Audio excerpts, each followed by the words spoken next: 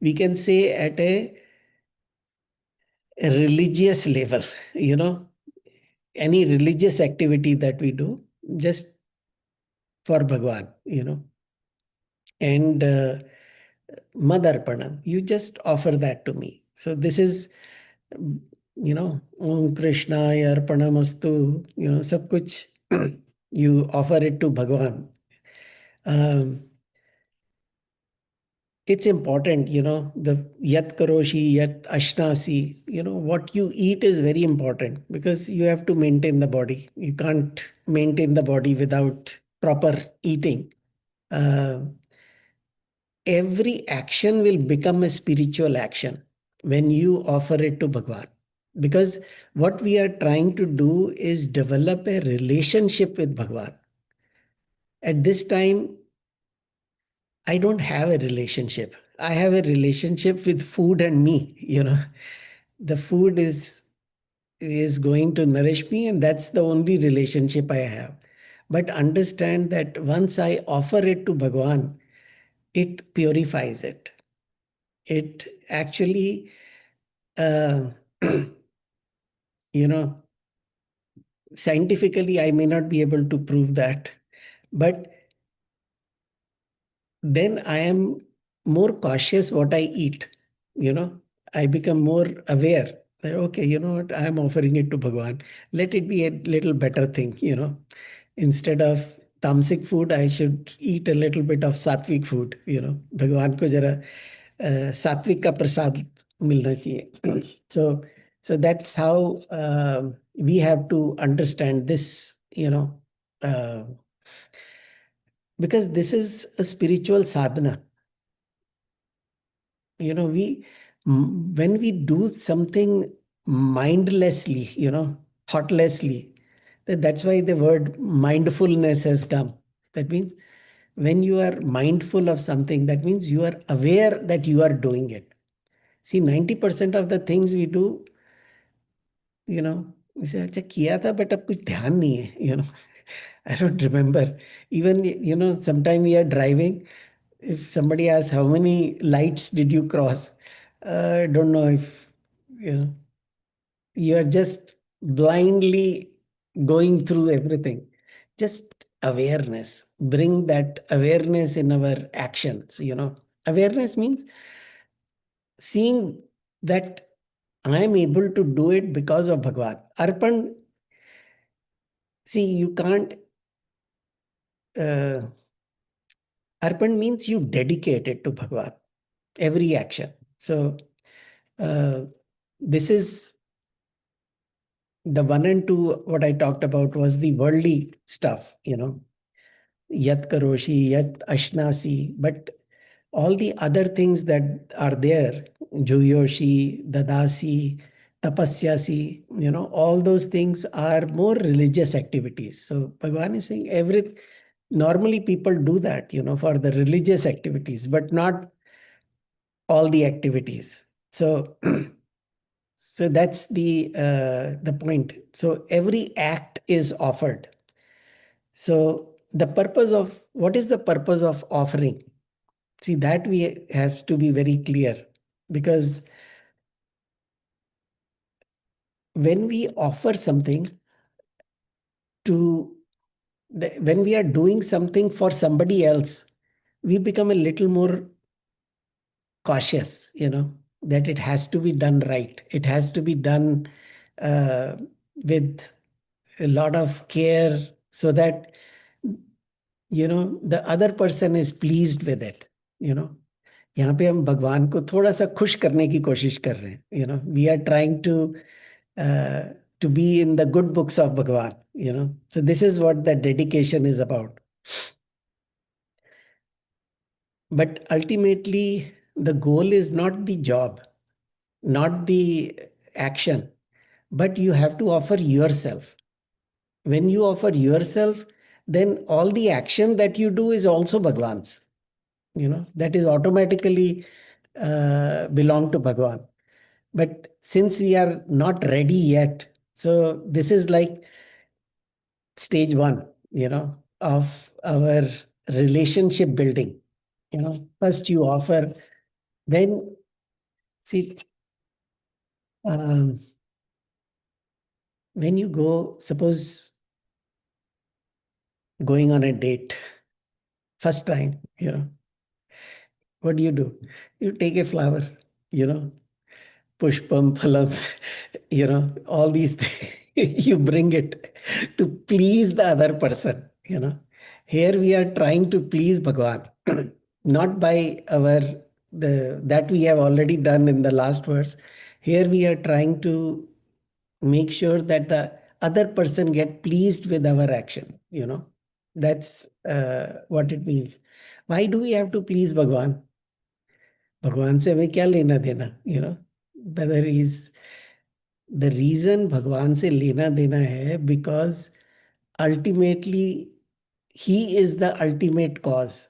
The reason, see why the kids do the right thing in front of parents, because they want to please the parent, because they want to make sure they are in good books of the parents, that they don't they behave well. Here he is the Mata, Dhata, Pitamaha. He's everything. He's everything to us. So that is why we want to develop that relationship, Bhagwan. This is for you. This is, I am offering it to you. So that is why we have to.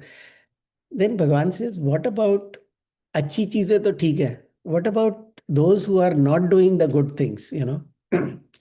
That if suppose I am doing all the prohibited actions, कुछ murderer, plunderer, cheating, all these, चालाकियां कर रहे हैं, लोगों के साथ. So what about those things? Bhagwan accept that. When you offer anything, Bhagwan will accept, then it returns it. उनका वो है, returns it 1,000 times. So that will come back also. So it's not like that, so we have to be careful. So that is why we, move from more tamas to rajas to sattva, you know. So that, when we do that, then all our bad actions should also, when you know that you are offering it to Bhagwan, you become a little more careful, what you do, what you offer. So let me, there is a story offering ki, um, Shiva Bhakta, there was this dancer, famous dancer, uh, who said, everything I am doing, this dance is for Shiva. So she was a Shiva Bhakt.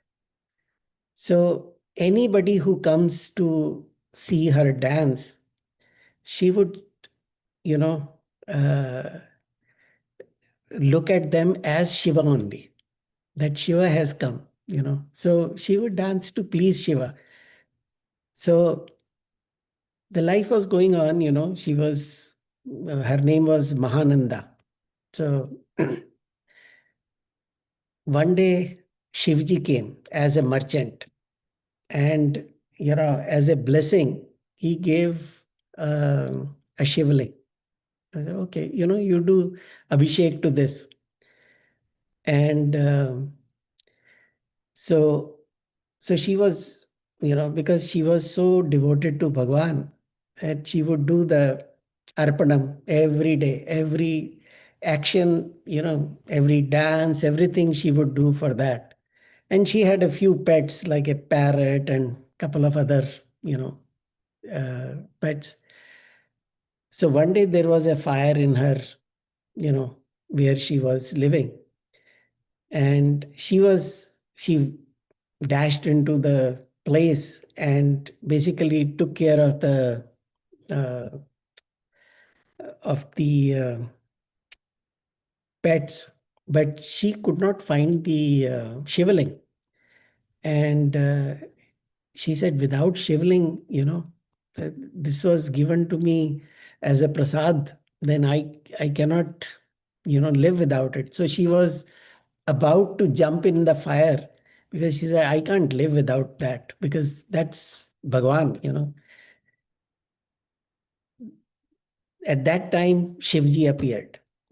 Basically, the point is that Bhagwan says that whatever you have, because you are so one with me in your actions, that there is no difference between, you and me anymore.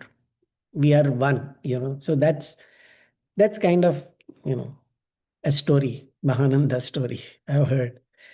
Point is, when you offer all the actions to Bhagwan, you basically become one with Bhagwan. That's the goal. The goal is to see that oneness with Bhagwan. That is Vigyan. What Bridji was asking earlier. That is Vigyan. The seeing that oneness. So offer yourself to Paramatma, and once you have offered, then um,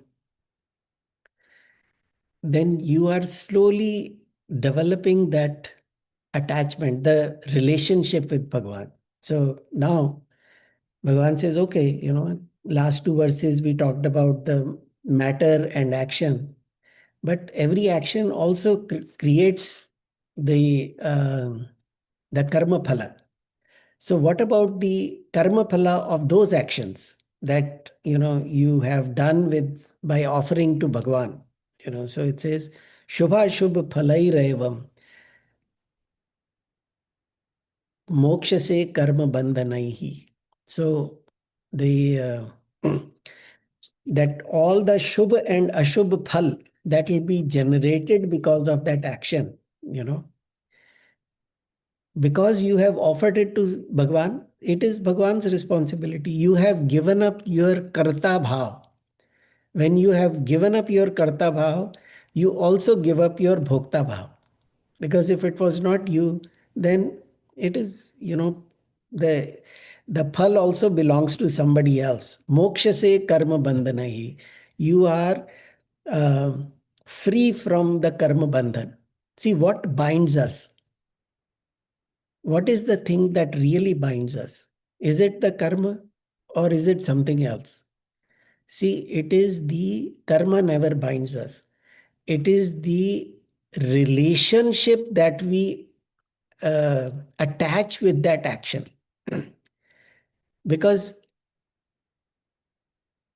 because I am permanent, I am nitya, but the vastu and the action is always anitya, because action happen, it always has a starting and ending point. You do an action, start end. Karma phal also start end. It has a very limited uh, value. But because of our attachment or our um, tadatmya with that karma, it becomes our, uh, bandhan. It becomes our, it binds us. Because now with that karma, you get karma phala. With karma phala, you have raga dvesha bhav. With raga dvesha bhav, you also have, what is called as the vasanas, which basically creates more karma. It creates more desires, more actions. So this cycle is what is called karma bandhana. But once you have dedicated it to Bhagwan, then there is no, whatever comes. You are not, it doesn't matter. So that's where Bhagwan says, शुभा शुभ फलैरेवं मोक्ष से कर्म बंधने संन्यास योग युक्तात्मा. Sannyasa yoga. See, sannyasa means that which you have given up. The vairagya, the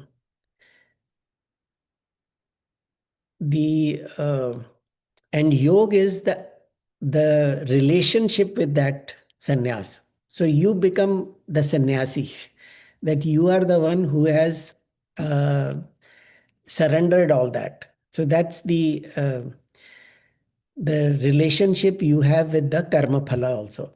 So it doesn't bind you. Karma phala is the what binds us, because karma phala creates the raga dvesh, not karma. Karma phala does that. So that's why in the second chapter, what was that? Um, Karmanyevadhikaraste ma phaleshu kadachana.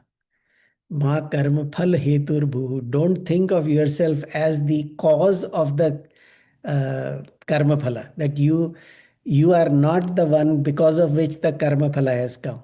It has come because of Bhagwan's kripa. That's it. Nothing else.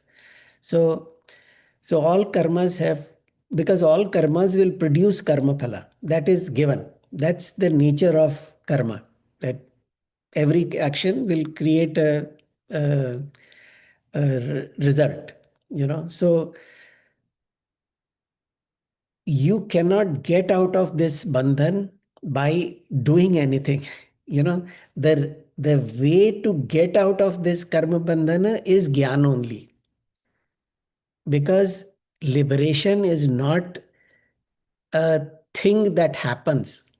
Liberation is an understanding that I have, I had nothing to do with it to begin with. You know, that all my, um, so it is not, it cannot be achieved by an action. No amount of tapasya or anything can give you moksha. Moksha will come with the right understanding. At least that's the teaching of Vedanta. You know, so so people who are doing tapasya, so they are doing, it's a two-phase thing, right? We remember first stage is purity of mind, and second stage is clarity of knowledge. Clarity of knowledge is oneness with Bhagwan. Oneness with that I am the Nitya Vastu. This Sharir is Anitya. Mind is Anitya. Intellect is Anitya. Prana is Anitya. But that tadatma that I have with these things is bandhan. The only way to get out of it is by having the right understanding. So that is why the because the doership has two parts. One is the motive and one is the action. So motive is also important, action is also important. And when you get the result, you become the enjoyer, you become the bhokta. So bhokta will have two things, raga, dvesha. That's the only two outcomes of that. If it is, or it can be udasinta, theek hai. But raga dvesha will perpetuate it. Raga dvesha say, and what happens with the intention? You develop the sins and merits. Sins and merit is not a result of action. Sins and merit is the result of intention of that action. Same action can produce a merit, same action can produce sin, depending on the intention behind it. So that is why, because, but both are bondages. Merit is a bondage, and sin is an bondage also, because sin will bind you as a, like they say, it'll bind you with the iron chain, and the merits will bind you with the gold chain, but they both bind you. That's what we have to understand from it. So what we are trying to do here is, Bhagwan is elaborating on the same verse that he talked about in the second chapter, कि we are trying to get rid of that bhokta bhav. So that that relationship that we have formed with the anitya vastu, whether it is this body or the things of the world or actions of the world, that is something we have to, and this will come only with this knowledge. It cannot come with any action, because action is all, will produce some result. You either, you know, क्या बोलते हैं उसको, तभी शुभाशुभ, that's what Bhagwan is saying there. Shubha-shubh phalairevam. So whatever results come, you know, and this will come when you are following that, the earlier verse, So this is a continuation of that. So, so vimukto mamu paishyasi, that you will come to me when you do this, what I have talked about. You offer the material, you offer yourself to me, you offer all your actions, all kinds of action. And even the karma phala of that will be that you will achieve me. That's what Bhagwan's, because कर्म योग से क्या होता है, the earlier verse is basically repeating the karma yog. Karma yoga is that the purpose is chitta shuddhi, or chitta shuddhi means developing vairagya. So when we have developed, or virakti, or so once your mind is purified, chitta shuddhi means with a purified minds. That's why, in fifth chapter, Bhagavan says, Yogina karma kuruvanti, sangam tyaktva atma shuddhaye. Sangam tyaktva means that attachment to the things, to the karmas. That attachment to the karmas, when they are loosened. Loosened means that I am going to dedicate myself, or I am going to offer this action, because without karma, you cannot survive. So, karma is important. But how to do karma is what is taught here, by offering it to Bhagavan, because that's where everything is. So, that is what sannyasa yoga is, where you have offered it to Bhagavan. You have, then you say that it is my humble gift, this is what offering to Bhagavan. So this is like a little advanced stage, of spirituality, where you start to, because you need a very alert mind, because this is sannyas plus yoga, the renunciation and association with that renunciation, that I am nothing but that, So, so in those cases, you get united with that sannyas.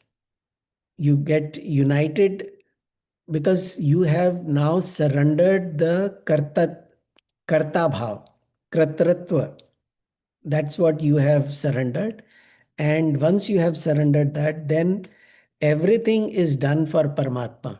So the fruits also belong to Bhagavan. So you don't get bound by it.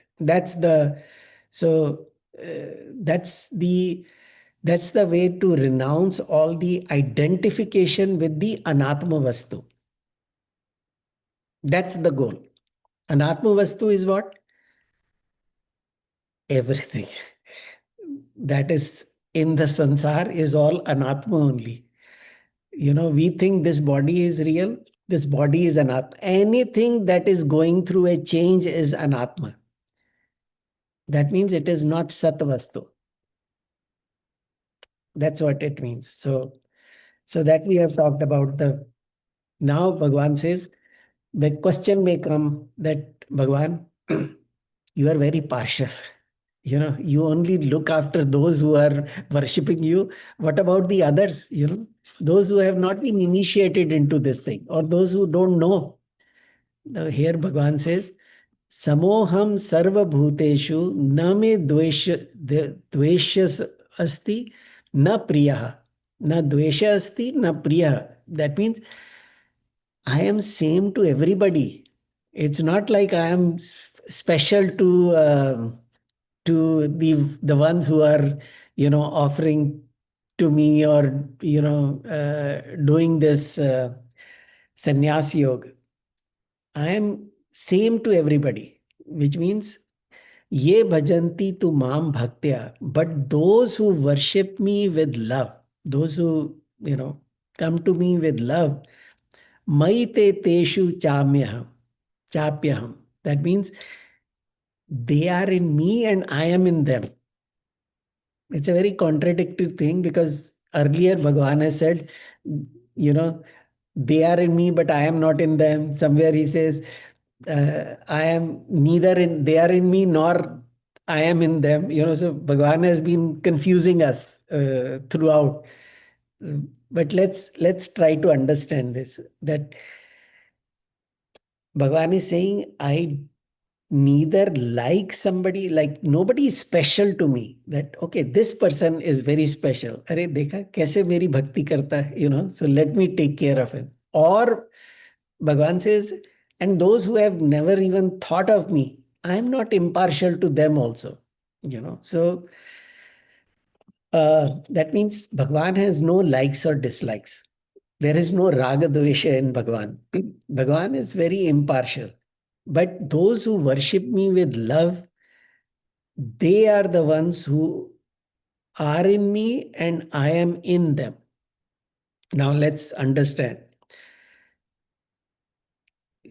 Because in fourth and fifth verse, Bhagavan has said, all beings are in me and I am not in them, but I am not in them, And in the next verse, Bhagavan has said, nobody is in me and I am in not in them. But we have to understand, in the earlier cases, we are talking at the Nama Roop level, at the body level. That okay, I think of myself as this body. Bhagavan says, okay, you at the Nama Roop, I am not in you, Or if you are saying that um, you are that Nama Roop, then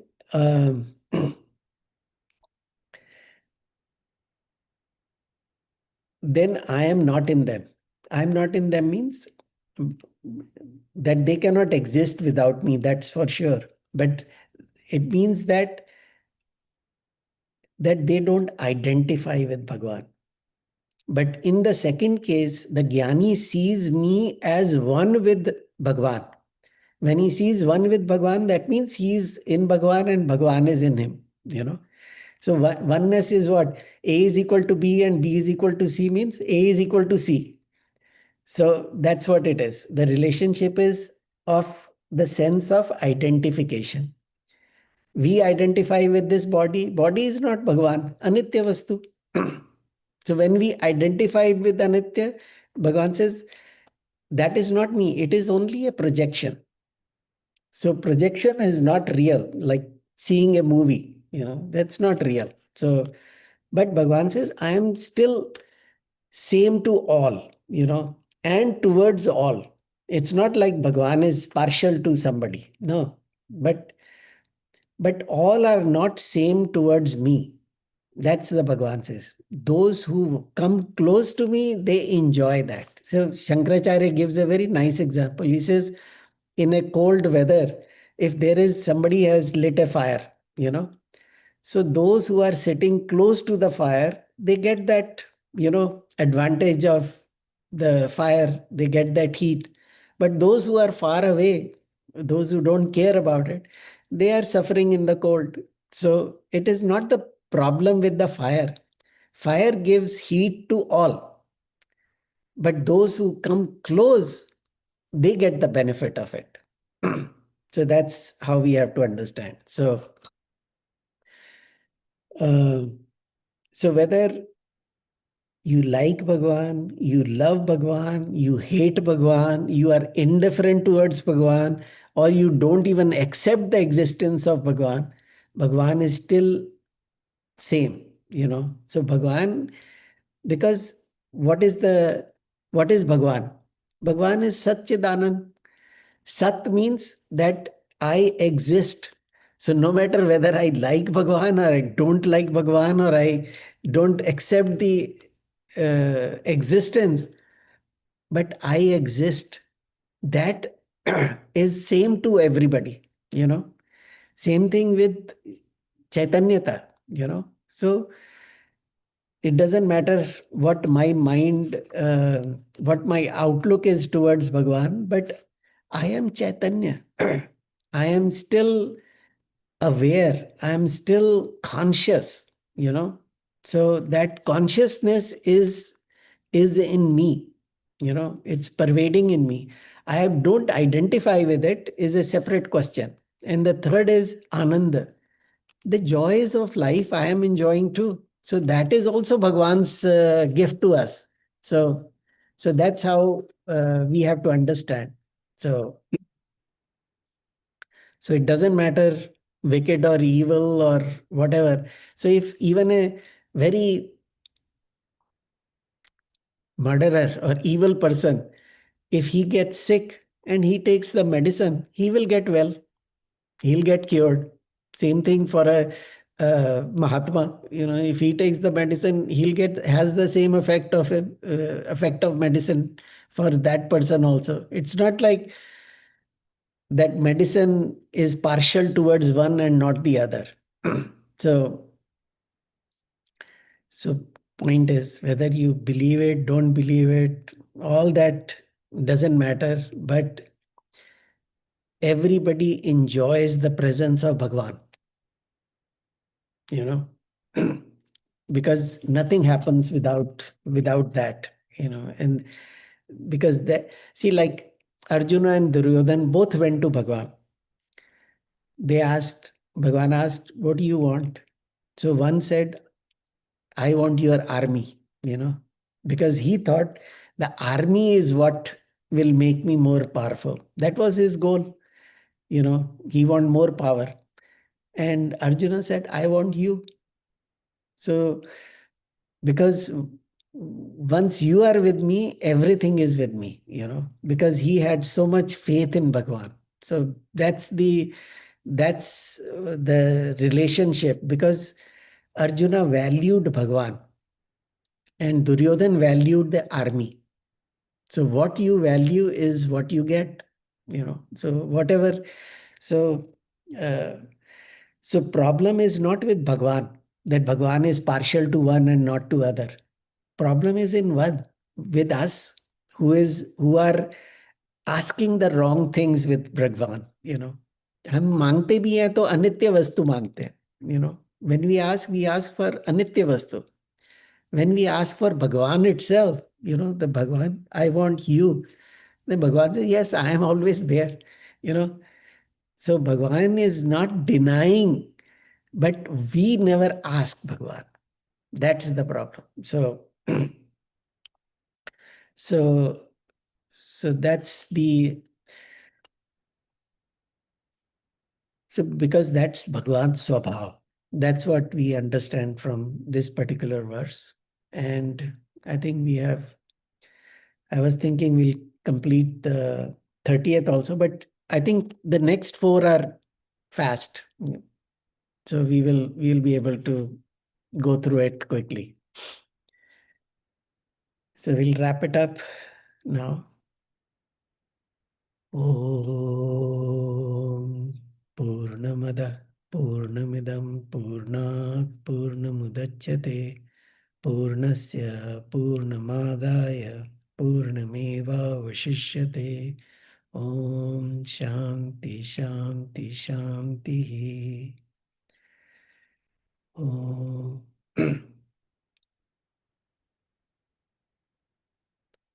All right.